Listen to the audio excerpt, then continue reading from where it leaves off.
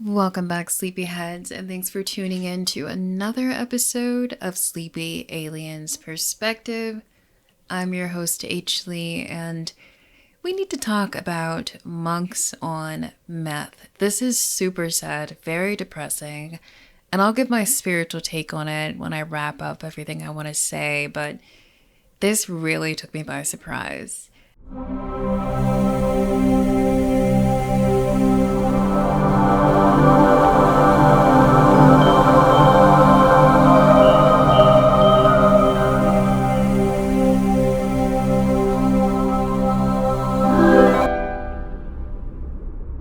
A third of the Buddhist monks at a temple in northern Thailand have tested positive for meth. 6 out of 18 monks at Wat Protham in Pijit province were disrobed after failing surprise drug tests during a police raid on Monday. Officers also found meth pills, a homemade gun, and bullets hidden in the temple. The 6 monks were kicked out of the monkhood and sent for rehabilitation. Tonight's Fact or Fiction, we're looking into a story that caught our eye today. It claims a Buddhist temple in Thailand lost its monks after they all tested positive for meth. And it's true. The 4 monks, including an abbot, all tested positive yesterday and were defrocked. They've been transferred to a medical facility for drug rehabilitation. But with the temple empty, nearby villagers are worried they can't do any merit making, which involves worshippers donating food to monks as a good deed. An official in the district says more monks will be sent to the temple to allow the villagers to practice their religious obligations. Touched me in like really weird ways. So we said that we're going to spill some tea on some of the monks that were in the temple. Now that we're not monks, you are able to gossip about other monks. But as a monk, you're not really supposed to gossip about other monks. But we wanted to be transparent about how some of these monks' characters are. Being in the temple for 30 to 40 years, some of these monks, their characters, they start to get used to certain aspects of being a monk and the respect that they receive from people that come into the temples. And in Buddhism, you're not supposed to have high egos, and you're supposed to be very mindful of yourself. And then when you're in the temple for 30 to 40 years, the amount of respect that you get from all these followers, your ego just gets boosted every single day. People on their knees praying to you, and you're looked at as like this holy person, and you cannot do anything wrong. What do you got? Well, so there's a couple of character types that like we saw in the temple. Like a lot of people that become monks in Thailand, especially in like Southeast Asia, because like they were either homeless or their family didn't have enough money to take care of them, so they sent them to the temple to be like nuns, and then monks from there, right? So these are people that come from struggle. They see monkhood as a way out of struggle rather than a way of out of the impermanent life cycle, right? They want to achieve enlightenment, which should be like the base goal of Buddhism. But they do it as a means of survival. So they're just regular people that go into monkhood, and they do it because they can't really get out of that cycle because they've been out of capitalism for so long, right? Not having to have a job and things like that. We saw a lot of people being really selfish, not grateful for like the alms that people give them, not understanding of their position as just humans. They see themselves as a first-class citizen, and everyone that's not a monk is a second-class citizen. One of the monks actually like touched me in like really weird ways. Slapped my butt 2 times. We were taking photos, he came up next to me and he like rubbed his thing on my knee, and he has like a big belly, so it was obviously intentional. I went and reported it to the master monk and everything, and like we talked to him about it, and then after that his attitude changed. Because if this was a nun or someone that wasn't a monk, maybe a kid, it would just be waved off even if it was reported. This is just like the nature of like temples and like the community as a whole. Another example, one of the monks, he wouldn't help around the temple. He wouldn't do any of the sweeping like we're supposed to do. He wouldn't pick up his own weight. He would go up, eat middle of the day, and go back to his little corner. He wouldn't go to chants for the morning and nighttime. We literally see him for the meal. See him if you need us at all. Yeah. Monks don't eat unless people bring them food. Right? They can't go out and buy food. And so the aspect of being grateful for the people that come and give you food, I feel like is very huge and very important for monks. They expect people to bring food, and then they expect them to show respect on top of that. They're not kings. You need to show respect as well. It says in the books for monks that you need to show respect. They forget the reason why they're there in the first place. At this point, they're just there because they can't get out, because they don't know how to live any other way. Same monk that doesn't pick up his own weight, one of the things on his phone was screenshots of naked women. Just the reality of organized religion. Sometimes not the best people go in. Obviously, there's great monks that really dedicate themselves to this life. But like we need to understand that the religion is more than just the religion and the traditions. It's also like the philosophy. And if you're going to be like 10 toes down for a religion, then you need to follow the philosophy as well and not just wear the robes. Thailand, this is a big thing too. You see a lot of temples where the monks will rape one of the nuns. It's something that's really important and shouldn't go unspoken, for sure. My dancing view don't look so bad more now. Yep. Doesn't look so bad no more, huh? Correct. So in 2021, authorities in Thailand raided a Buddhist temple and arrested monks who tested positive for meth. These monks were sent to rehab. In 2022, Thai authorities raided another Buddhist temple, and all the monks there were found to be using meth. All of the monks were defrocked, and the temple was left without monks, essentially. Authorities were working to try to get more monks transferred to the temple to support the local worshippers. For those who don't know, Buddhism is one of the most popular religions in Thailand, and to see the state of what Buddhism has become and what has been plaguing monks is very shocking, very depressing, because Buddhists are all about, working through your pain to find enlightenment, and they are all about discipline, whether it be psychological, spiritual, or physical. They are mindful of what goes into their body. They are very mindful about how they not only impact what they do to impact themselves, but how they treat others. There's always those stereotypes of Buddhists would never, harm an insect or anything like that. And yet they're putting this really intense drug into their body, and it's very, very sad. So on July 17th, authorities raided another Buddhist temple. And I don't know who is, giving all of these tips to the authorities in Thailand to let them know, hey, we know these monks just bought some meth off the street. You need to go raid that temple. So on July 17th, 4 monks were arrested during this raid, and these 4 monks were essentially forced into government-sanctioned rehab, which is great that they did that.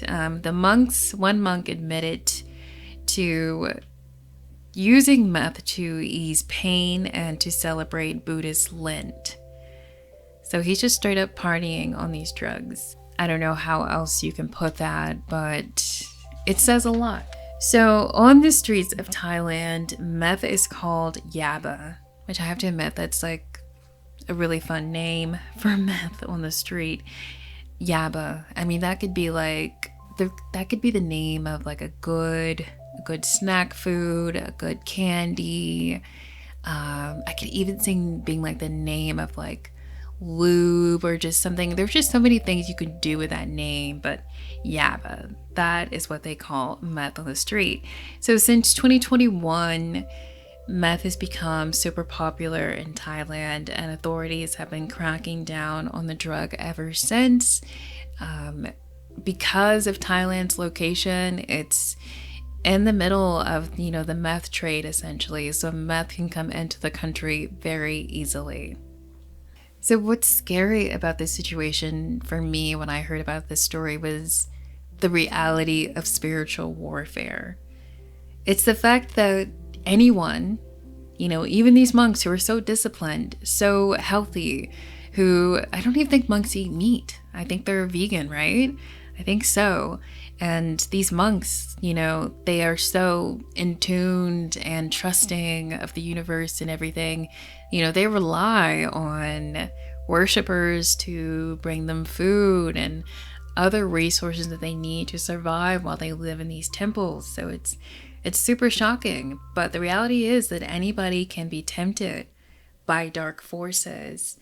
And for monks to give in to meth just takes things to a whole new level.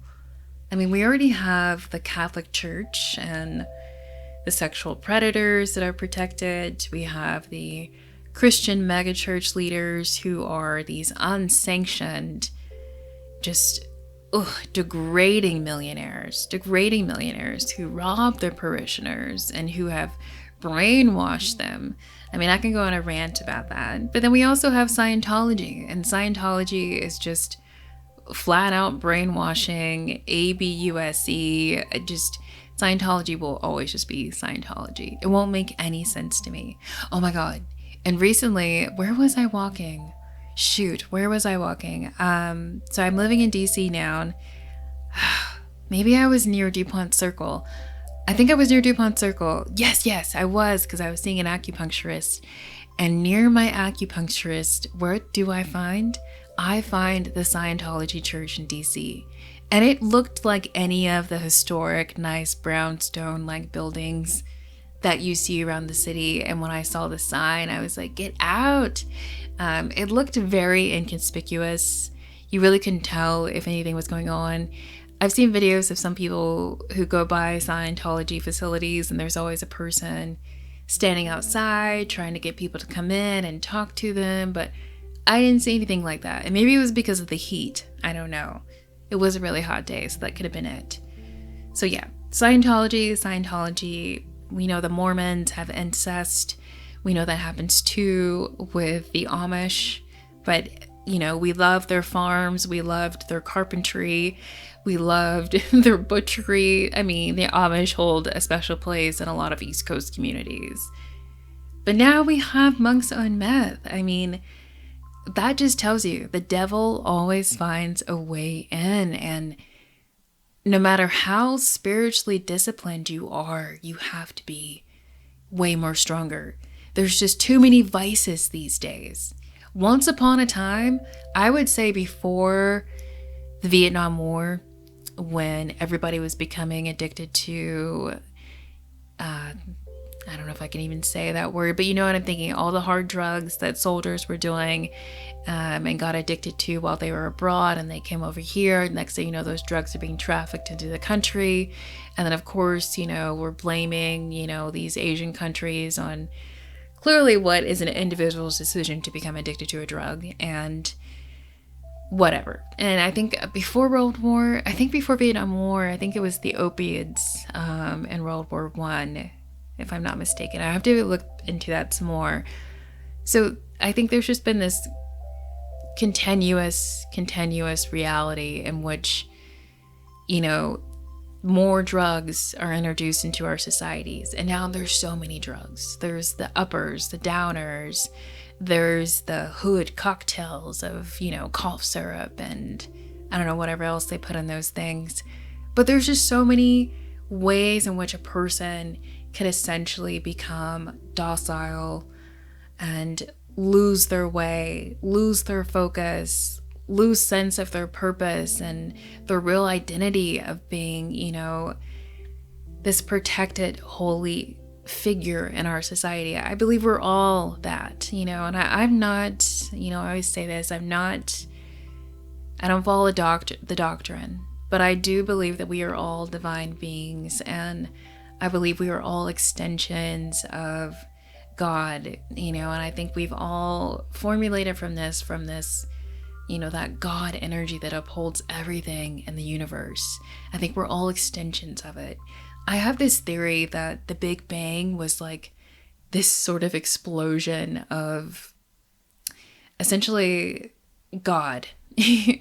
And I believe God is just like this one big source of energy. And I believe that energy became it was so harmonic and so powerful that it exploded. And so all these extensions of God, whether it be the animals, plants, the air, everything, humans, other alien species out there, we all kind of broke away from that. And so now we've been in this journey to reconnect with the true source of energy, but we can only do that by raising our vibration, by, you know, getting through these cycles of experiences that we go through when we are alive and living and going through our challenges on Earth and other planets and other dimensions. I don't know how you want to look at it, but I just believe we're all extensions of that. And with everything going on in the world, with all of the things that are thrown at us, whether it be, you know, drugs, alcohol, you know, addictions to entertainment, celebrity worship, poisons in our food and our water and, everything happening in our skies. There's just so many ways that the dark forces are coming at us because we have the potential, I think, with each generation to become stronger. But it's so easy to become distracted and get clouded, by all of these vices and entertainment and these sources of pleasure, essentially. And it's something, even for me, that I've been thinking about more and more, and something that I have tried to do and that I have successfully done to various degrees is stop watching TV, because TV is programming. TV, has so many negative impacts on the brain. When you watch TV, when you watch entertainment, your brain does go into a delta wave brain state, and that is literally, your mind is so relaxed. It is the same state of mind you can be in when you are hypnotized, and it makes you susceptible to subliminals and messages, and your brain even releases neurochemicals that are similar to drugs when you watch TV, that you have a drug-like experience. It relaxes you, it dulls you. And the sad part is that the amount of time we spend on our phones, on TV, being entertained, we could literally be using to overcome a lot of the issues in our lives and our society. We could be working on our goals, we can really be advancing ourselves, focusing on healing, self-reflection. There's so many things that we could be doing other than giving in to all of these pleasures all the time. And no one should have to live without any pleasure, but the pleasures are so strong now in our society that it's really hard to find a balance, a middle ground with it. And it's very sad. It's very sad. So this whole monk situation, I think, is a warning for everybody to really tighten up their discipline and be mindful of the people who come into your life. When I say the devil found his way in, that dark energy manifested through an individual who tempted these monks. Maybe this individual offered them a free pill and just said, hey, it's not what you think. Just go ahead and give it a try. Next thing you know, of course, it's meth. These monks are addicted to it. And it's sad to me because I would suspect that monks are doing shrooms or, these more natural psychedelics, but no, they just hop straight to the meth. So I think that says a lot too. But Sleepyheads, let me know what you think in the comments about this situation. Let me know what you think about the vices in our society. What are you trying to work on within yourselves as far as, your addictions? How do you see, pleasure in our society and all the things that we're so susceptible to, that we give a lot of our energy to, more so to our own journeys and our own healing and our own actualization and success. And I don't want to say everybody needs to have a goal and, reach this self-actualized state, but I think our potential is being dulled. I think our potential is constantly being systematically suppressed. I'm going to stop ranting, Sleepyheads. Let me know what you think in the comments. Be sure to like, share, and subscribe. Help a girl, help a woman, help a sister overcome the algorithm of being shadow banned and suppressed on YouTube. Help my freedom of speech proliferate on this app. Thank you. Anyway, Sleepyheads, hope you have a good night, and I'll talk to you soon.